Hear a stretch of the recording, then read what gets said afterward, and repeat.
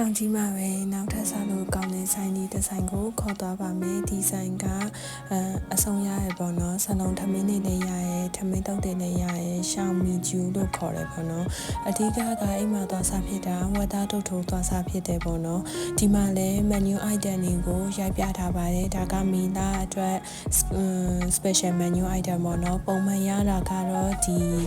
menu ပါဒီမှာဝက်သားတုပ်ထိုးရရဲပြီးရင်အဓိကဆန်ပြုတ်လည်းကောင်းတယ်ပေါ့နော်ဆန်ပြုတ်လည်းတောက်ခဲ့တယ်ဆလုံးထမင်းကလည်း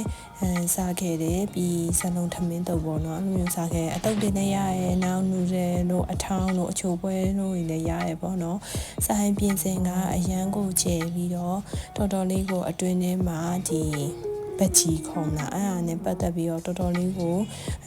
နေရနေမှာချိတ်ဆွဲထားပြီးဒီနူဒယ်နဲ့ပတ်သက်တဲ့ကိုရီးယားနူဒယ်လည်းရတယ်ပေါ့နော်အစုံရပါတယ်ဆိုင်လေးကလည်းတန်းရှင်းနဲ့ကိုရီးဆိုရင်အိမ်နဲ့အရန်ကြီးရောလမ်းလျှောက်သွားခဲ့ရပေါ့နော်ဒီလိုမျိုးဝတ်သားလုံးကြော်တွေကိုလည်းလာချပြီးရဲကိုစားရင်စားတဲ့လောက်ပဲနောက်ဆုံးမှရှင်းရမှာပေါ့နော်အသီးရွက်ကလည်းဒီလိုမျိုးတခွာသီးတို့မွန်လာဦးနီတို့ပေးရပေါ့နော်ပြီးရင်ဒီဟင်းရည်ကိုလည်းဝက်သားတုပ်ထိုးဟင်းရည်ပေါ့နော်အဲ့လိုမျိုးလေးနဲ့ချပေးရဒီဝက်သားတုပ်ထိုးကအစုံရရပေါ့နော်အခုဒီမှာဆိုရင်အောက်ကမီးရပူလေးနဲ့လာချပေးရအရန်စားလို့ကောင်းတယ်နူးနေနူးတွေဒီဆန်ပြုတ်ကလည်းအိမ်မှာပြုတ်တဲ့ဆန်ပြုတ်နဲ့မတူဘူးပေါ့နော်အထဲမှာ Chinese cabbage လေးပါတယ်ဒါကပြီးထမင်းတုပ်ပါပြီးထမင်းတုပ်ကတော့အမဲကြော်နဲ့မှာထားတာပေါ့နော်ဒီဆိုင်လေးကိုတောင်ကြီးရောက်ပြီဆိုရင်သွားစားကြည့်ကြပါနောက်ထပ်တစ်ဆိုင်ကိုလည်းထပ်ပြီးတော့ရိုက်ပြထားပါတယ်နောက်ထပ်တစ်ဆိုင်ကတော့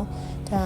တောင်ကြီးရောက်ပြီဆိုရင်မဖြစ်မနေတောင်ကြီးရဲ့အစားအသောက်လေးစားရတယ်ပေါ့နော်ဟိစားတော့ထိုင်မှာကိုရီမြဲတမ်းသွားစားနေကြဆိုင်လေးတက်ဆိုင်ရှိရဲဖာဆိုင်လေးလဲဆိုတော့အိမ်နာရောင်ပြောပြမယ်ပေါ့နော်အိမ်ဆိုင်ကကိုရီဘဲအချိန်ကာလကိုဝဲရောက်ကိုမေလာရောင်မေလာသွားစားရဲဒီစမှာရောင်ဒီစမှာသွားစားရဲပေါ့နော်ရှမ်းလူတယ်လေးပါရှမ်းခောက်ဆွဲပေါ့နော်ဒီတီဘောမန်နန်တီဆိုတဲ့ဆိုင်မှာသွားစားတာ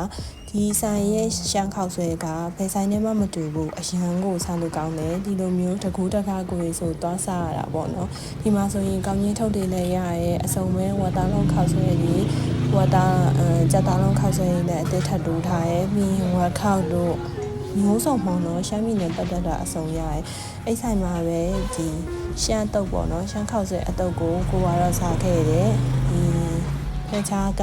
ဦးလေးရတော့ဒီရှမ်းတုံးမဟုတ်ဘဲနဲ့ရှမ်းအရီကိုစားခဲ့တယ်သူကလေတော်တော်လေးစားလို့ကောင်းတယ်အရသာလည်းကောင်းတယ်ပြီးရင်အဲရှမ်းခောက်ဆွဲကိုဖြောထားတာလည်းနူးရဲပေါ့နော်တချို့ဆိုင်ကြီးဆိုရင်မနူးတာတွေပါရှိတတ်တယ်အဲ့လိုဆိုတော့ဒီဆိုင်ုံလည်းတော်တော်သဘောကျပါရဲ့အားလုံးဒါကြီးစားပြီးတော့တဲ့အချိန်မှာတော့နောက်နေ့ကစားပြီးမိုးရွာပါရဲ့မိုးက2ရက်လောက်ဆက်တိုက်ရွာရဲပေါ့နော်မိုးလင်းကနေမိုးချုပ်ရွာတာပြုံးနေနဲ့အကြီးကျယ်ရွာတာမှဘယ်လိုဖြစ်လဲဆိုတော့အရန်ကိုအေးရတဖြောင်းနဲ့ရွာပြီးတော့အေးရဟိုရေဆိုရင်ကက်ရှမီးယားရောက်သွားတဲ့အတိုင်းပဲကွာအမျိုးလောက်စားနေဒါကတော့လက်ပိတ်ဆိုင်တိုင်းတဲ့အချိန်မှာချက်ပါတီနဲ့ပူတီစားဖြစ်တာပါအဲ့ဒါနေပြီးတော့ဒါကအမေကျော်ကျွေးရဲ့ဟင်းခွက်လေးကိုရက်ပြထားပါဒီနေ့မနက်ကတော့ဒီရွှေညောင်မင်းချက်ပါခောက်ဆွဲဆိုင်သွားစားဖြစ်တယ်ပေါ့နော်ဒီဆိုင်ကလည်းရောက်တိုင်းအမြဲသွားစားတယ်တကယ်ကိုသွားစားပါစားလို့ရကောင်းပါရဲ့အားလုံးပဲနောက်ဗီဒီယိုတွေမှာတွေ့ပါမယ်